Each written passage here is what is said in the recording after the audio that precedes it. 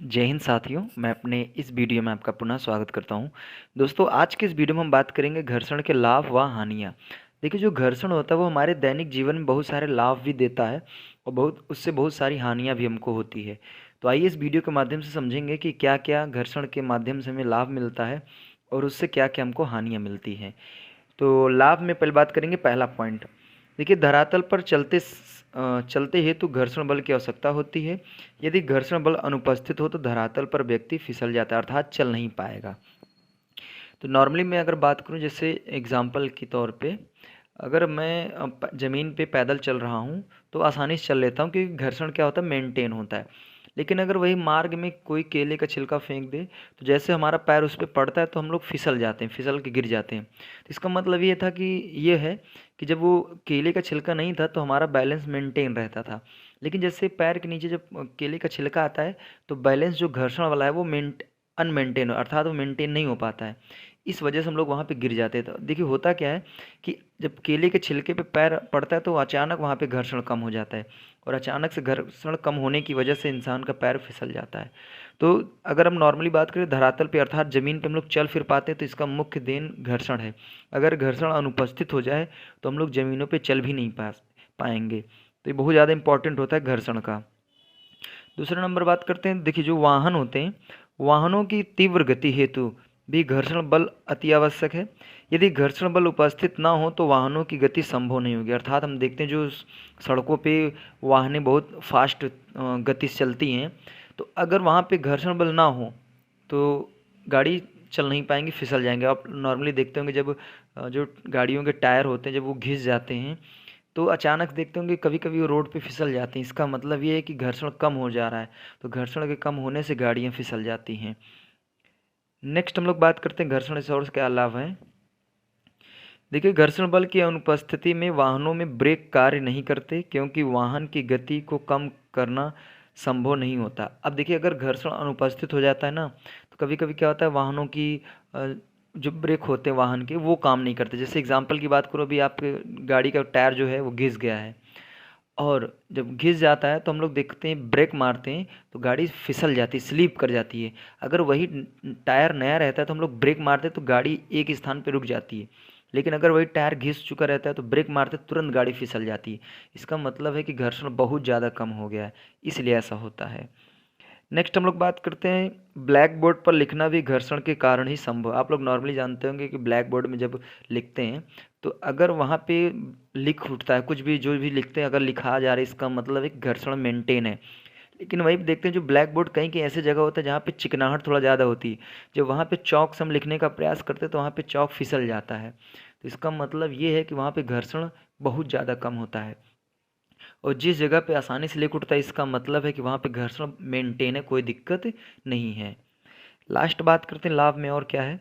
तो घर्षण के कारण ही मशीनों में घिरनियाँ या पट्टों की सहायता से एक स्थान पर लगाया गया बल दूसरे स्थान पर स्थानांतरित हो जाता है। कहने का मतलब है कि घर्षण की वजह से ही पट्टे वट्टे जो मशीन के होते हैं वो घूम पाते हैं, और ऊर्जा का स्थानांतरण एक स्थान से दूसरे स्थान पर हो जाता है। तो ये मुख्यतः कुछ घर्षण के लाभ थे जो मैंने आपको बताने का प्रयास किया। अब हम लोग समझते हैं कि घर्षण से क्या क्या हम लोग को हानियाँ मिलती है। आइए इसको देखने का प्रयास करते हैं। देखिए, घर्षण से कुछ हानियाँ भी हैं, आइए देखने का प्रयास करते हैं। घर्षण द्वारा दो वस्तुओं के मध्य सापेक्ष गति का विरोध होता है, जिस कारण से अतिरिक्त ऊर्जा व्यय होती है। कहने का मतलब ये है कि जब हम लोग ज़मीनों पे या कहीं भी चलते हैं, पैदल चलते हैं, तो होता क्या है कि जिस सतह पे हम लोग चलते हैं वह सतह हमारे चलने का विरोध करती है, जिसके कारण हम लोग थक थक जाते हैं। जैसे नॉर्मली मैं बात करूँ, थोड़ा रफ सरफेस, खुरदुरा सरफेस होता है, तो अगर मैं समतल सरफेस पे चलता हूँ, समतल सतह पे चलता हूँ, तो उतनी एनर्जी हमारी ख़त्म नहीं होती है, उतना एनर्जी में लॉसेस नहीं होता है। लेकिन अगर मैं खुरदुरी सतह पे चलूँ या रेतीली सतह पे चलते हैं तो देखते हैं कि हम लोग बहुत जल्दी थक जाते हैं। इसका मतलब है कि भाई अगर थोड़ा खुरदुरा सतह रहता है तो वहाँ पे घर्षण ज़्यादा होता है, और घर्षण ज़्यादा होने की वजह से हम लोग को वहाँ पे ज़्यादा मेहनत करना पड़ता है, यानी ज़्यादा बल लगाना पड़ता है, जिस वजह से एनर्जी में लॉसेस बहुत ज़्यादा होता है। तो यहाँ पे घर्षण से हमें एक हानियाँ ये है कि घर्षण की वजह से एनर्जी बहुत ज़्यादा लॉस होती है। नेक्स्ट हम देख लेते हैं घर्षण से और क्या होता है। घर्षण के कारण मशीनों की दक्षता कम होती है, क्योंकि घर्षण के विरुद्ध कार्य करने में ऊर्जा व्यय होता है। कहने का मतलब ये है कि जैसे नॉर्मली कोई मशीन है, अगर वो बहुत अच्छी तरीके से काम कर ले रही है, तो जब काम करता है और अचानक से घर्षण कम हो जाता है या फिर घर्षण बढ़ जाता है, तो होता क्या है कि वो उतना अच्छा काम नहीं कर पाते जितना, जैसे मान लो कोई मशीन था पहले 90% कार्य करने में सक्षम था, लेकिन घर्षण ज़्यादा होने की वजह से वो मशीन अच्छी तरीके से काम नहीं कर पा रहे, अर्थात कहने का मतलब उसकी दक्षता क्या हो गई है, कम होगी। जैसे एक नॉर्मली एक एग्जांपल की बात करें, चारा चारा काटने वाली मशीन होती है, तो जब हम लोग उसमें तेल ग्रीस दिए रहते हैं तो देखते हैं मशीनों से हम लोग आसानी से चारा को ज़्यादा से ज़्यादा काट सकते हैं। लेकिन अगर उसी मशीन में हम तेल ग्रीस ना दें तो देखते हैं कि जंग लग जाता है, जिसकी वजह से वो मशीनें गाढ़ चलती हैं, मतलब ज़्यादा कठिन चलती हैं, और हम लोग आसानी से उसमें जैसे नहीं बाल को चारे को नहीं काट पाते हैं।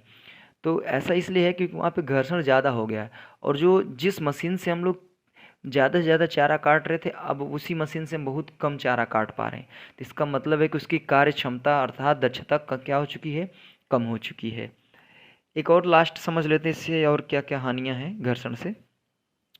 देखिए, घूर्णन करने वाली मशीनों के पुर्जे घर्षण के कारण घिस जाते हैं, जिससे वह ठीक तरह से कार्य नहीं कर पाते और वह अधिक ध्वनि उत्पन्न करते हैं।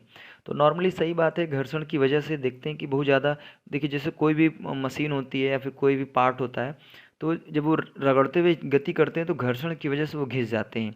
इसीलिए हमेशा उसमें हम लोग तेल ग्रीस का यूज करते रहते हैं। अगर हम तेल और ग्रीस का यूज नहीं करते तो वो मशीनें जल्दी घिस जाती है, और जब मशीनें जल्दी घिस जाएंगी तो फिर वही एक आवाज़, एक ध्वनि उत्पन्न करती हैं। तो ये घर्षण से ये लॉसेस है। भाई देखिए, घर्षण अगर नहीं होगा तब भी दिक्कत है, अगर घर्षण आ जाता है तब भी दिक्कत है। तो घर्षण हमको ज़्यादा भी नहीं होने देना है और ना हमको घर्षण कम होने देना है। यानी घर्षण का एक लेवल होता है, उस लेवल में उसको हम मेंटेन रखें। अगर ऐसा करते हैं तो हमारे लिए लाभदायक और सब चीज़ फ़ायदेमंद होता है। तो उम्मीद करता हूँ दोस्तों, आज की इस वीडियो में हमने आपको बताने का प्रयास किया कि घर्षण से क्या क्या लाभ है और क्या क्या हानियाँ हैं। आशा करता हूँ ये बात आप सबको समझ में आई होगी।